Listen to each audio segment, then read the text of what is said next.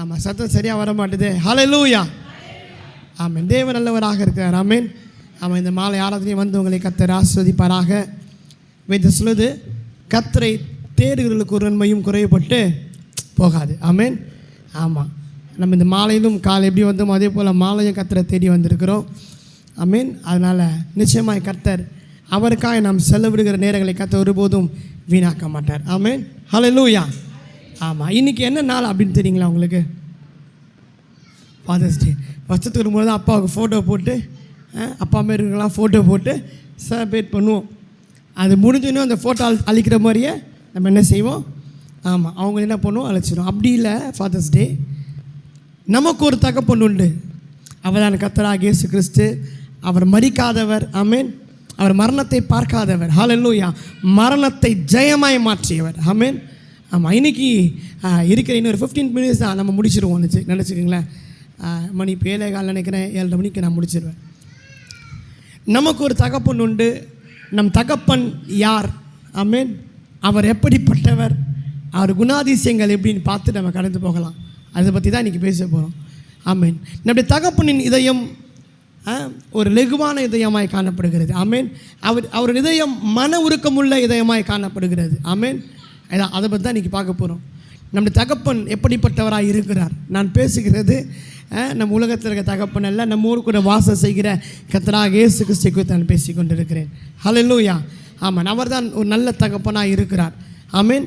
நமக்காக ஜீவனை கொடுத்தவராக அவர் இருக்கிறார்.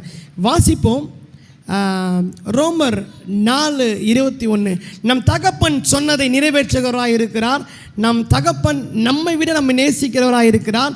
நம்முடைய தகப்பனாகிய கர்த்தராகிய இயேசு கிறிஸ்து நமக்காக ஜீவனை கொடுத்து நம்மை மாற்றியவராக இருக்கிறார். வாசிப்போம், ரோமர் 4:21.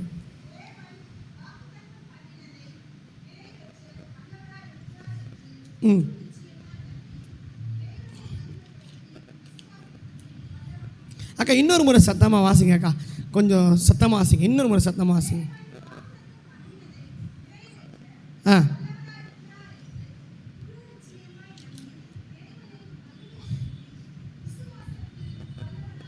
ஹல்லேலூயா. நம் தேவன் வாக்குத்தத்தம் பண்ணதை நிறைவேற்றுகிறார். நம்முடைய தகப்பனாகிய தேவன் ஆமென் நமக்கு வாக்குத்தத்தம் பண்ணினதை நிறைவேற்றி முடிக்கிறவராக இருக்கிறார். ஹல்லேலூயா. சொல்லுங்களேன், ஹல்லேலூயா. ஆமாம், நம்முடைய தகவல் எப்படின்னு சொன்னால், அவர் ஒன்று சொன்னால் அதை செய்வார். ஆமென். ஹல்லேலூயா. இது முதற்கொண்டு ஒருபோதும் அவர் மனுஷனை ஏமாத்தினதே இல்லை. ஆமென். ஆமாம், இங்கே அப்படி தான் ஆபிரகாம் குறித்து தேவன் சொல்கிறாரு, விசுவாசத்தின் தகப்பன் என்று சொல்கிறார். ஆமென். அவன் நம் தேவனாகிய கர்த்தரை தகப்பனாக முழு மனதோடு நம்பினான். இதான் இங்கே இருக்கிற விஷயம் பாருங்கள். நம்ம கர்த்தரை எப்படி பார்க்குறோன்னு சொன்னால், ஒருத்தர் கடலில் ஒரு வித்தியாசமான கோணத்தை கர்த்தரை நம்ம பார்க்குறோம். ஒருத்தர் என்ன பார்ப்போம்னு சொன்னால், ஞாயிற்றுக்கிழமை காலையில் கர்த்தரை தகப்பனாக பார்ப்போம். ஒரு சிலர் என்ன செய்வோம், ஏதோ ஒரு சூழ்நிலை வரும்போது அந்த பிரச்சனைக்கு பயந்து அப்பா அப்படின்னு போய் சரண்டர் ஆகும்.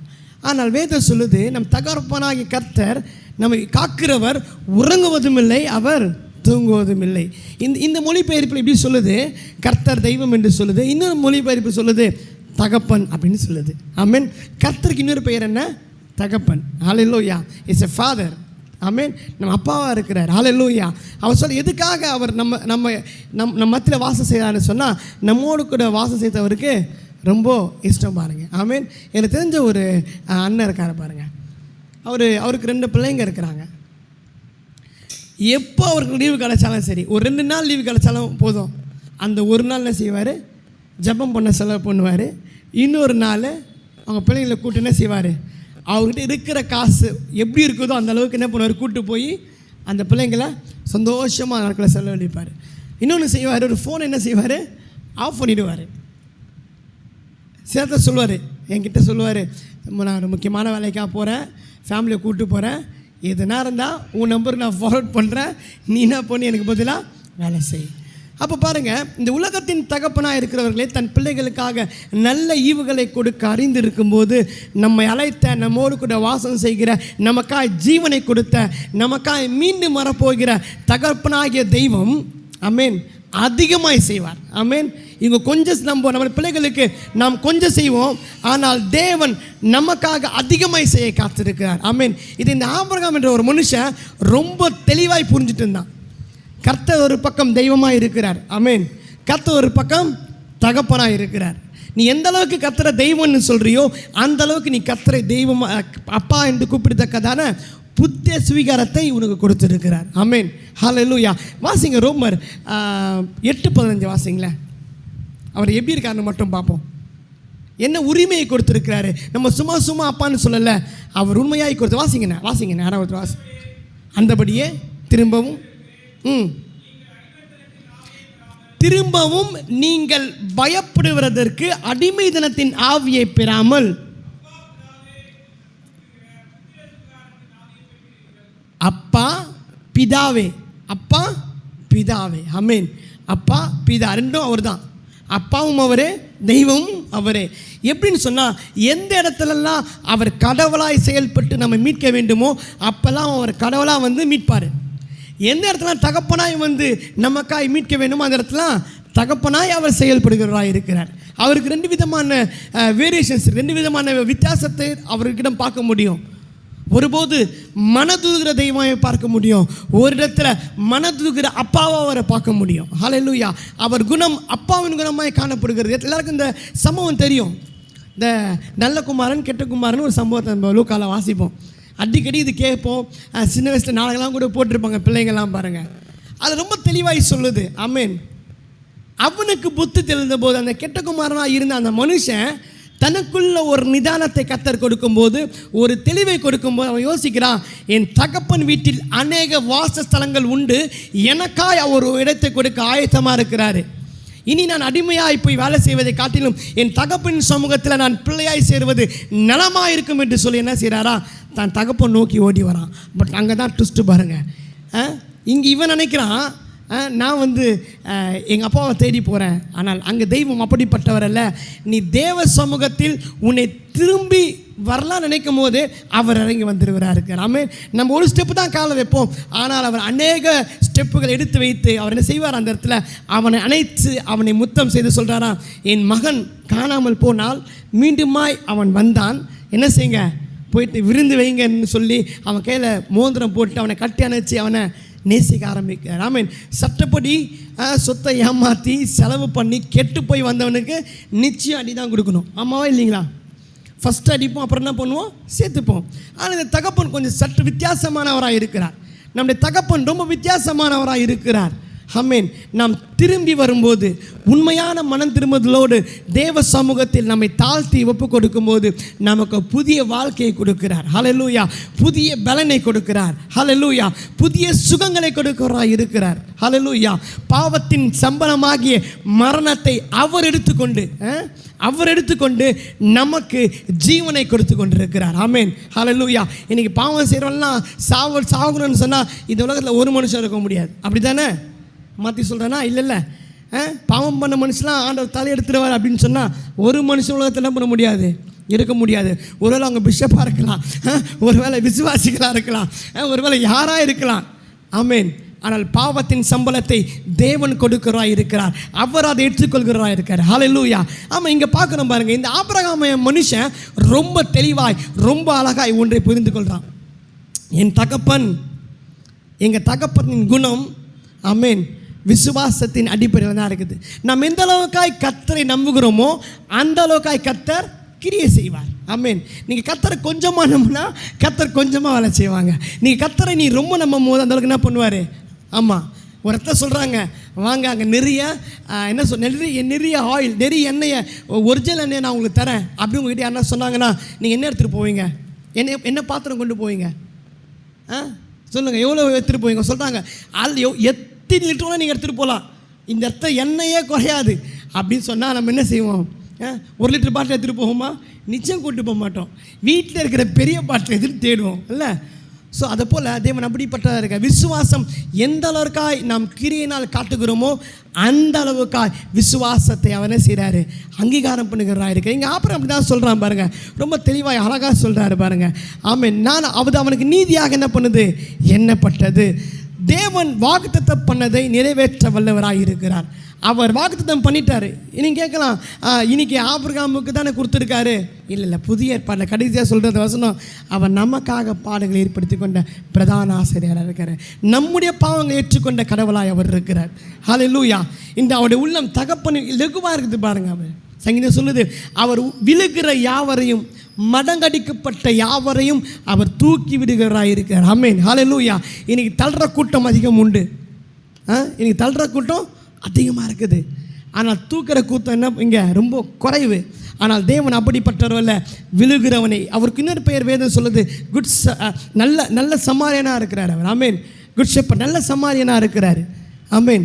நம்மை பார்த்துட்டு அப்படியே போகிறவரார் அவர் இல்லை. நம்முடைய சூழ்நிலைகளை பார்த்து, ஆமென், நம்முடைய பிரச்சனைகளை பார்த்துட்டு, ஐயோ இப்போ போகிற டைம் இல்லை, நம்ம என்ன பண்ணுவோம், நாளைக்கு பார்த்துக்கலாம் அப்படின்னு நிச்சயமாக என்ன பண்ண மாட்டார், சொல்ல மாட்டார். நான் ஆரம்பத்திலே சொன்னேன், அவர் கடவுளாய் வந்து நம்மளை காப்பாற்றணும்னா கடவுளாய் வந்து காப்பாற்றுவார். தகப்பனாய் வந்து காப்பாற்றணும்னா தகப்பனாய் காப்பாற்றுவார். ஹல்லேலூயா. ஆமென். தன்னுடைய பிள்ளையை பாருங்கள், ஒரு ஒரு ஒரு ஒரு பிள்ளை ஸ்விம்மிங் பூலில் ஒரு ஆறில் கீழே விழுந்துட்டான் அப்படின்னு சொன்னால், நீச்சல் தெரிஞ்ச தகப்பனாக இருந்தவர் என்ன செய்வார், நிச்சயமாக போயிட்டு ஒருத்தனை போய் என்ன பண்ண மாட்டார், கூப்பிட்டுட்டு வர மாட்டார். அவன் தண்ணியில் விழுந்துட்டான், அவனை காப்பாற்றணும் அப்படின்னு சொல்லும் போது ஒருவேளை அவருக்கு நீச்சல் தெரிஞ்சனால கீழே குதிப்பார். நீச்சல் தெரிஞ்ச தகப்பன் அதை என்ன பண்ணுவார், ஒரே செகண்டில் என்ன செய்வார், கீழே விழுந்து, ஆமாம், வேகமாக என்ன பண்ணுவார், ரெக்கவர் பண்ணுவார், அவனை தூக்கி வெளியே கொண்டு. நம்ம தேவன் அப்படி தான் இருக்கார் பாருங்கள். ஒருவேளை அவர் வல்லமையை பயன்படுத்தணும்னா வல்லமையை பயன்படுத்துவார். இல்லை ஒருவேளை அவர் வந்து அன்பை பயன்படுத்தணும்னா அவர் அன்பை ஸ்கூலில் சொல்லுவாங்கள்ல, இந்த குழந்தை வந்து அன்பாக பேசினா கேட்குறான், இந்த குழந்தை மிரட்டினா என்ன பண்ணுறான், கேட்குறான். அப்போ தேவன் நமக்காக ரெண்டு விதமாய் செயல்படுகிறார். ஒரு பக்கம் நல்ல தகப்பனாய் அவர் செயல்படுகிறார், ஒரு பக்கம் நல்ல தெய்வமாய் அவர் செயல்படுகிறார். தேவன் உங்களுக்கு வாக்குத்தத்தம் பண்ணதை நம்ம தேவன் வாக்குத்தத்தத்தில் வல்லமை உள்ளவராய் இருக்கிறாரு. அதை நிறைவேற்ற மிக வல்லமை உள்ளவராய் அவர் இருக்கிறார். நமக்கு கொடுக்கப்பட்ட ஒரு பெரிய வாக்குத்தத்தம் தெரியுங்க, சொல்லுங்கள் பார்ப்போம். லாஸ்ட் வெள்ளிக்கிழமை சொன்னேன்னு நினைக்கிறேன். நமக்கு கொடுக்கப்பட்ட ஒரு பெரிய வாக்குத்தத்தம் என்ன சொல்லுங்களேன் பார்ப்போம். அக்கா, ஆமாம், உலகத்தின் முடிவு பறிந்தும், ஆமாம், ஒரே வாக்குத்தத்தம், நான் உன் கூட இருக்கிறேன். ஆண்டவர் ஒரு பெரிய பிரச்சனை, ஆண்டவர் என்ன செய்யுது, நீ பிரச்சனையை பார்க்காத, நான் உன் கூட இருக்கிறேன் அப்படின்னு சொல்லுவார். ஆண்டவர் எனக்கு ரொம்ப பணம் தேவையாக இருக்கு ஆண்டவர், என்ன பண்ணுறது ஆண்டவர். அவர் சொல்லுவார், கவலைப்படாத, நான் கூட இருக்கிறேன். பணம் பெருசாக நான் முக்கியமாக, நான் தான் முக்கியம். ஏன்னா அவர் உருவாக்குகிறவராக இருக்கிறார். ஆண்டவர் எனக்கு ஒரு சூழ்நிலாம் ஒரு மாதிரி கடல் மேல் நடக்கிற போல் இருக்காண்ட, என்ன பண்ணுறது, கவலைப்படாத, நீ கடல் மேல் நடக்கும் போது நான் உன்னோடு கூட இருக்கிறேன். ஆண்டவர் ஒருவேளை இங்கெல்லாம் நெருப்பான சூழ்நிலையாக இருக்குது அப்பா, அப்போ சொல்லுவார், நீ நெருப்பில் விழுந்தால் நீ எரிந்து போவதில்லை, ஏன்னா நான் உன் கூட இருக்கிறவராக இருக்கிறேன். ஹல்லேலூயா. நமக்குள்ள ஒரு முழு நிச்சயம் வேணும். நம் தகப்பன் மேல் வைக்கிற விசுவாசம் ரொம்ப முக்கியம் பாருங்கள்.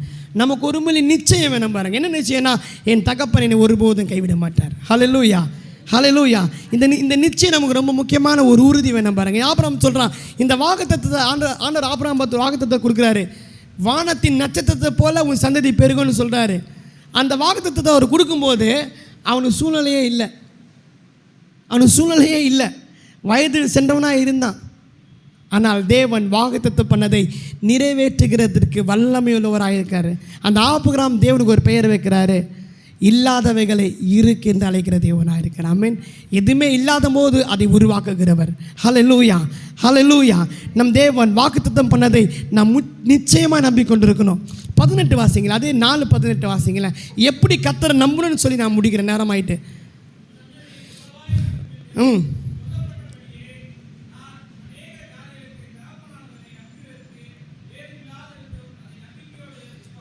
அவன் நம்புவதற்கு ஏது இல்லாத போதும், நம்புகிற சூழ்நிலை இல்லாத போதும் அவன் தேவனை நம்பினான். இங்கே அப்படி தான் வசனம் சொல்லுது.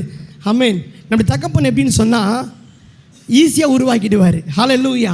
ஆமாம், அவர் பெரிய என்ன சொல்கிறது, அவர் எல்லாவற்றையும் மறிந்தவர். அவரை போல் ஒரு தெய்வம் இல்லை. அவரால் செய்ய முடியாத அதிசயமான காரியங்கள் ஒன்றுமே இல்லை. இது செய்ய முடியாதானவரை அவரால் சொல்ல முடியாது. இது தெரியலன்னு அவர் சொல்ல மாட்டார். ஏன்னால் எல்லாவற்றையும் உருவாக்குகிற தெய்வனாக இருக்கிறார். ஆண்டவர், என் வாழ்க்கையில் பெரிய சமாதான குறைபாடாக இருக்குது, என் வாழ்க்கையில் ஒரு பெரிய டிஸ்டர்பன்ஸ் இருக்குது சாமி, என் வாழ்க்கையின் உயர்வுக்கு இது ஒரு தடையாக இருக்க ஆண்டவர் நீங்கள் சொல்லி ஜபிக்கும் போது அவர் சொல்லுவார், தடையை காட்டிலும் உனக்குள் இருக்கிற எனக்குள் இருக்கிற தேவன் பெரியவராக இருக்கிறார். அவர் ஆபிரகாமின் தேவனும் அவர் ஈசாக்கின் தேவனும் அவன் சற்று வித்தியாசமாக சொல்கிறேன். அவர் என் தேவனமாக இருக்கிறார், உங்கள் தெய்வமாக இருக்கிறார். எத்தனை வருஷம் தான் சொல்லுவோம், எத்தனை வருஷம் தான் ஏமாறுவோம், ஆபிரகாமின் தேவன் என்று இல்லை. அவர் நமக்கும் தேவனாக இருக்கிறார். ஹல்லேலூயா. அவர் நமக்கும் தேவனாக இருக்கிறார். ஹல்லேலூயா. அவர் பொதுவான நல்ல கடவுளாக இருக்கிறார். ஆமென். இந்த பக்கம் வந்து ஒரு கண்ணில் ஒரு பிள்ளையை வேறு மாதிரியும் ஒரு பிள்ளையை வேறு மாதிரியும் பார்க்குற தகப்பனாக அவர் இருக்க முடியாது. தேவன் ஒருவரே தேவன், தேவன் ஒருவரே தகப்பனாக இருக்கிறார். அவர் பார்வையில் எல்லாரும் ஒருவராக இருக்கிறார். ஆண்டவரை 40, 50 வருஷம் 100 வருஷம் ஊழியம் செஞ்சுருக்க ஆண்டவரை, நீ ஏன் மகனாக இருக்க ஆண்டவரை, இப்போ தான் நான் சர்ச்சைக்கு வரேன், நீயும் ஒரு பிள்ளையாக இருக்கிற. வித்தியாசம் பார்க்காத ஒரே தேவனாக இருக்கிறார். ஆமென். அவர்கிட்ட பார்ஷாலிட்டிஸ் இல்லை. ஆமென். உண்மையான தகப்பனாக இருக்கிறார். ஆமென். அவருக்கு ஒரே நோக்கம், நான் உங்களுக்குள் தங்கி நான் உங்களுக்குள் வாசம் செய்யவே வந்திருக்கிறேன். அதுக்கு தான் கர்த்தர் வந்திருக்கிறாரு. ஹல்லேலூயா. ஆமாம், அதை மட்டும்தான் அவர் விரும்புகிறார். பாருங்க, நம்ம இதயத்தை தேவ சமூகத்தில் கொடுப்போம். அவர் நம்ம நேசிக்கிறபடினால 2 கரங்களை அப்படி விரித்து சொல்கிறாரு, நீங்கள் என்கிட்ட வாங்க, நான் உங்களுக்கு இளைப்பாறுதல் கொடுக்குறேன், நான் உங்களுக்கு சுகத்தை கொடுக்குறேன், நான் உங்களுக்கு பீஸ்ஃபுல் சமாதானத்தை கொடுக்குறேன், எல்லாவற்றையும் கொடுக்குறேன். நீங்கள் ஒன்று மாத்திரம் கொடுங்க, என்னை நேசிங்க. ஆமென். நேசிக்க நம்ம பாடின மாதிரி தான், நேசிக்கிறேன் உண்மைதானே. ஆமென். அவர் நேசிக்கும் போது சகலமும் நன்மைக்கு ஏதுவாய் நடக்கும். ஹல்லேலூயா. இதை ஆபிரகாம் புரிந்து கொண்டான். அவர் சொல்கிறதுக்கு சாத்தியமே இல்லை. பாருங்க, வேலைக்கே நீங்கள் போகல, சும்மாவே இருக்கிறீங்க, அமைதியாக இருக்கிறீங்க. உங்களை பார்த்து அப்பா நீ நாளைக்கு இன்னும் ஒரு வருஷத்தில் வீடு கட்டுவேன் அப்படி சொல்ல என்ன சொல்லுவீங்க? சிரிப்பீங்க. எனக்கு வேலை இல்லை. ஆக்சுவலி அவங்களுக்கு ஒரு சாட்சி சொல்கிறேன் பாருங்க. காலையில் நம்ம சபையில் வர ஒரு சகோதரிய சாட்சி போன வியாழக்கிழமை சொன்னாங்க. அவர்களுக்கு வந்து ஒருத்தருக்கு வந்து கடன் கொடுக்கணும். கடன் 1 லட்ச ரூபா ஒருத்தர் அவங்ககிட்ட வாங்கி 1 லேக், மோர் தென் 1 லேக் ஐ திங்க் வாங்கிட்டு போயிட்டாங்க. வாங்கின்னு போனவங்க ஒரு 6 மாதத்தில் இறந்து போயாச்சு. அந்தம்மா வரும்போதெல்லாம் அழுவாங்க. இப்போ என்ன விஷயம்னா, அந்த அம்மா இறந்துட்டாங்க. கொடுத்தவங்க அந்த அம்மா என்ன செய்யலை, அந்த பிள்ளைங்கள ஏற்றுக்கணும்ல. அந்த பிள்ளைங்களுக்கு தெரியாது. அந்த அம்மா ஊரெல்லாம் கடன் வாங்குறவங்க போல் அப்படி ஏதோ ஒரு விதத்தில் மாட்டிக்கிட்டாங்க அந்த அம்மா. இந்த அம்மா வரும்போது அந்த அம்மா பிள்ளையும் அழுவாங்க, ஜெபம் பண்ணுவாங்க. அப்போ நான் அடிக்கடி ஜெபம் பண்ணியிருக்கேன், அப்போ ஜெபம் பண்ணியிருக்காரு பாருங்கள். அப்போ நான் கடைசியாக சொன்னேன், ஒருவேளை அவங்க ஏமாத்துறான், கர்த்தர் உங்களை கண்டிப்பாக ஏமாற்ற மாட்டார் அப்படி சொல்லி ஜெபம் பண்ணி அனுப்பிச்சிட்டேன் பாருங்கள். வீட்டுக்கு கூப்பிட்டாங்க, வீட்டுக்கு போய் ஜெபம் பண்ணிட்டு வந்தாச்சு. வேலைக்கிழமை ஒரு ஃபோன் ஒன்று வந்தது பாருங்கள் அவங்ககிட்ட இருந்து. அந்த அம்மா என்ன செஞ்சுருக்காங்க, இறக்கிறதுக்கு முன்னாடி ஒரு பேப்பரில் இந்த அம்மா பேர் எழுதி, இந்த அம்மா ஃபோன் நம்பர் எழுதி 1.5 லட்ச ரூபாய் இவங்களுக்கு நான் தரணும் வாங்கியிருக்கேன்னு எழுதி வச்சுருக்காங்க. அவங்க பையன் அதை பார்த்துட்டு ஸ்ட்ரைட்டாக அவங்க வீட்டுக்கு வந்து அவர்கிட்ட 1 லட்சம் சம்திங் ஏதோ தான் இருந்துக்குது கொடுத்துட்டு சொல்லியிருக்காரு, எங்கள் அம்மா எழுதி வச்சுருக்காங்க, என்னை மன்னிச்சிடுங்க. ஏன்னா நிறைய பேர் அதுமாதிரி சும்மா சொல்லுவாங்கன்னா தான் நானும் பயந்து கொடுக்காமல் இருந்தேன், பரவாயில்ல வச்சுக்கோங்க, கொஞ்சம் கம்மியாக இருக்குது, அதை மிச்சத்தை நான் சீக்கிரமாக நான் கொடுக்குறேன் அப்படின்னு எவ்வளோ சந்தோஷமான விஷயம் பாருங்களேன். தேவன் ஒருபோதும் ஏமாற்ற மாட்டார். ஆமென். ரொம்ப தூரத்தில் இல்லை, பழைய ஏற்பாடு ஒரு பக்கத்தில் இல்லை, நம்ம சர்ச்சுக்கு நம்ம பக்கத்தில் உட்கார ஒரு சகோதரி வாழ்க்கையில் கர்த்தர் செய்த அற்புதம். ஹல்லேலூயா. நம் தேவன் மறந்து விடுவதற்கு அவர் அநீதி உள்ள தேவன் அல்லவே. நாம் கர்த்தரை எப்படி நம்புகிறோமோ அப்படி செயல்படும். ஒரு காலகட்டத்தில் அந்த அம்மா என்கிட்ட சொல்லிட்டாங்க, அவள் தான் பாஸ்டர் இனிலாம் கஷ்டம், என்ன பண்ணுறது, அழுது ஜெபம் பண்ணலாம் அவ்வளோதான் அப்படின்னு சொன்னாங்க. அப்போ தான் நான் சொன்னேன், நீ அழுது ஜெபம் பண்ணுறது என்கிட்ட இல்லை. ஆமேன். உண்மையுள்ள தகப்பன் நமக்கு உண்டு. ஆமேன். அவர் சொல்கிறாரு, நான் உங்களை விட்டு விலகுவதும் இல்லை, நான் உங்களை கைவிடுவதும் இல்லை. நம் தகப்பன் நல்லவராக இருக்கிறார். ஆமேன். தகப்பன் தன் பிள்ளைக்கு இறங்குவது போல தேவன் தம்மை நோக்கி கூப்பிடுவதற்கு இறங்கி வருகிறவராக இருக்கிறார். ஹல்லேலூயா. நம்மை காப்பாற்றுறதுக்கு ஒரு ஃப்ளைட்டில் வரணும்னா ஃப்ளைட்லேயும் வருவார். ஹல்லேலூயா. ஒரு பறந்து வரணும்னா பறந்தும் வருவார். அவருக்கு ஒரே கான்செப்ட் தான், என் மகளை நான் ரெக்வயர் பண்ணணும்னு முடிவு பண்ணிட்டேன்னா அவர் சொல்கிறாரு, நான் உயர்த்துவதற்கு எந்த தடையும் இருக்காது. ஆமேன். அவர் திறந்தால் மூடுபவன் யார்? ஹல்லேலூயா. அவர் வானத்தின் பலகணிகளை திறந்து ஆஸ்வதிக்க தெய்வமாக இருக்கிறார். உங்கள் வாழ்க்கையில் கூட நம்பிக்கையே இல்லாத சூழ்நிலை கூட நீங்கள் இருக்கலாம். உங்களையும் என்னையும் அழைத்தவர் உண்மையுள்ளவராக இருக்கிறார். இன்றைக்கி நம்ம நிலைமைகளை பார்த்து நம்ம எடை போட வேணாம், நாளைக்கு நம்ம நிலைமைகள் மாறும். ஆமேன். வி கோ நெக்ஸ்ட் லெவல், அடுத்த லெவலுக்கு நம்மளை கொண்டு போக கர்த்தர் காத்திருக்கார். ஆமேன். நாம் கண்களை மூடி ஜெபிப்போம். நாம் சற்று தேவனை நோக்கி பார்க்கலாம். வேதம் சொல்லுது, நான் நம்புவேன், நான் நம்புகிறவர் இன்னார் என்று நான் அறிகிறேன், நான் நம்புகிறவர் இன்னார் என்று நான் அறிகிறேன். இயேசுவே நம்புகிறேன் கர்த்தாவே, இயேசுவே நான் நம்புகிறேன் கர்த்தாவே, ஏதுமில்லாத சூழ்நிலைகளிலும் நான் நம்புகிறவனாக இருக்கிறேன். ஆமென். நம்புவேன் என் இயேசு ஒருவரை. சொல்லுங்க பாப்போம். நம்புவேன் என் இயேசு ஒருவரை. சத்தமா நம்புவேன்.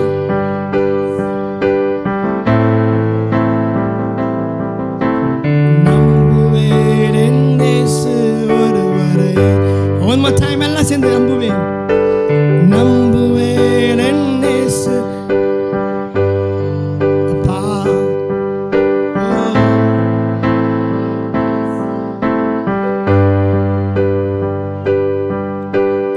எங்கோ நான் வாழ்ந்தேன், அறியாமல் அலைந்தேன், என் நேசத்தே நீ வந்தேன்.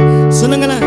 ஓ எங்கோ நான் அறியாமல் ஓ என் நேசத்தே நீ வந்தேன். ரிங்காரம்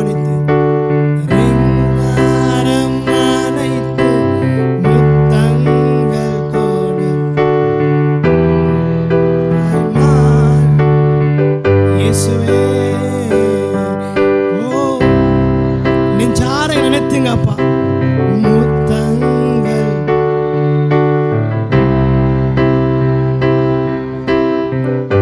நன்றி சொல்லுங்க பாப்பா. நன்றி நன்றி உமக்கு நன்றி. அப்பா பிதாவே என்று கூப்பிடுதக்கதான ஸ்வீகாரத்துக்கு நன்றி சத்தம் கத்தாவே. அப்பா பிதாவே அன்பானதே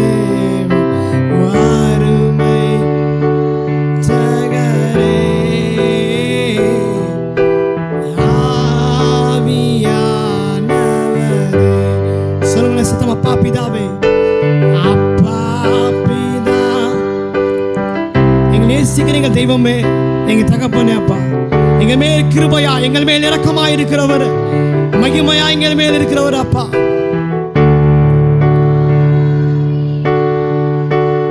எங்கோ நான் வாழ்ந்தேன், அறியாமல் அலைந்தேன், என் நேசத்தே நீ வந்தே. சத்தமா சொல்லுங்க பாப்போம். ஓ உண்மை அறியாம இருந்தாப்பா எங்க நேசங்களை தேடி வந்தீர், தேடி வந்தே. நெஞ்சார அணைத்து மகனாய் மகளாய் நம்மை நேசித்து மீண்டுமாய் சேர்க்கிற ஒரு தெய்வம் இயேசு. ஆமென் ஆமென் ஆமென் ஆமென். அணைத்து முத்தங்கள் கொடுத்து நன்றி சொல்லுங்க பாப்பா நோக்கி. நன்றி உமக்கு நன்றி ஐயா இயேசுவே, நீ செய்த சகல உபகாரத்துக்கு நன்றி அப்பா. அப்பா பிதாவே அன்பானதே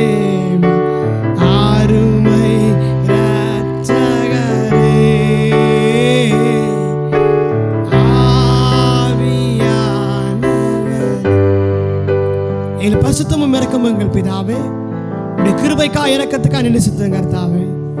நீ மகனாக மகளாக எங்களை அழைத்து அறிந்திருக்க தெய்வம்.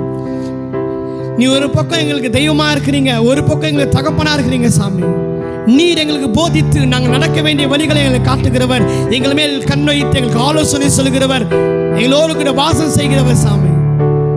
எங்கள் சபையும் எங்களையும் சபத்தை நாங்கள் ஒப்புக்கொடுக்கிறோம். கர்த்தர் பெருக பண்ணுவீராக. எங்கள் சமாதானத்திற்கும் சந்தோஷத்திற்கும் பாதுகாப்பிற்கும் விரோதமாய் கிரியை செய்கிற எல்லா அதிகாரங்களையும் இயேசுவின் நாமத்தில் கட்டுகிறோம். அவை செயலிழந்து போவதாக. நாங்கள் ஜெபித்துக் கொண்டிருக்கிறபடி 1000 ஆத்மாக்களை எங்கள் சபைக்கு நீ தருவீராக. அதுக்கான வழிகளை செய்ய கர்த்தர் கிருபை செய்யுங்கப்பா. எந்த ஒரு காரியங்களும் டிஸ்டர்ப் இல்லாதபடி ராஜ்யத்தின் சுவிசேஷத்தை பிரசங்கிக்க எங்க சபைக்குள்ளாக எல்லா வாசல்களும் திறக்கப்படுவதாக இயேசுவின் நாமத்தினால. அந்த மக்களையும் ஆசிர்வதிங்கப்பா. ஆண்டவரே, நாளை முதற்கொண்டு நாங்கள் அப்பா வேலைக்கு போகிறோம், ஆண்டவரே பிஸ்னஸுக்கு போகிறோம். எங்கள் பிள்ளைகள் படிக்க போகிறாங்க. கிருபையும் பாதுகாப்பும் எங்களோடு கூட இருப்பதாக.